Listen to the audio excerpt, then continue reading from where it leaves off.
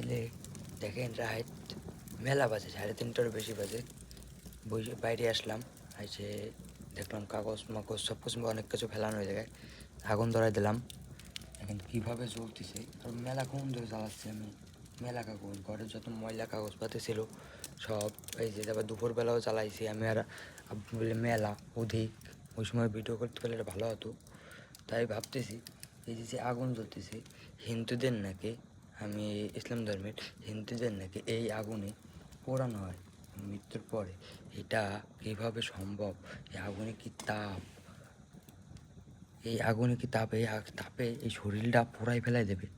এই ঠোসকা পড়লে কী হয়ে যাবে, এতে হালকা একটু লাগলেই হাতে ঠোসকা পড়লে কী ব্যথা না হবে, আর যে কী একটা অবস্থা হবে।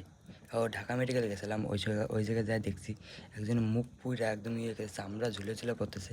যাই হোক, এই যে আগুন জ্বলতেছে দেখেন কী ভয়ঙ্কর, সে তো নিভে গেল। এই দেখেন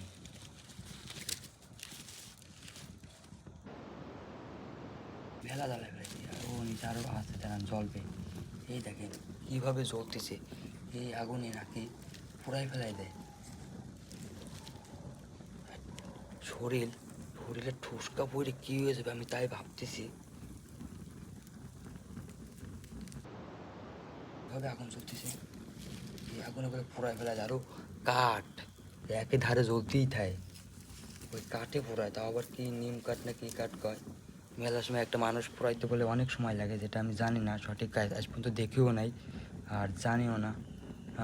আর কি বলবো, এই আগুনে কীভাবে পোড়াবো একটা মানুষকে, কী দিয়ে হবে, আমার তো কীভাবে সম্ভব?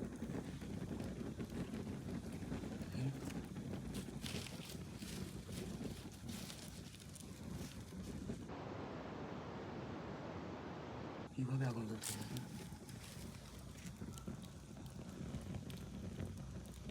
এই আগুনে বলে হিট দিলে একদম ঠোসকা পড়ে যাবে, যেটা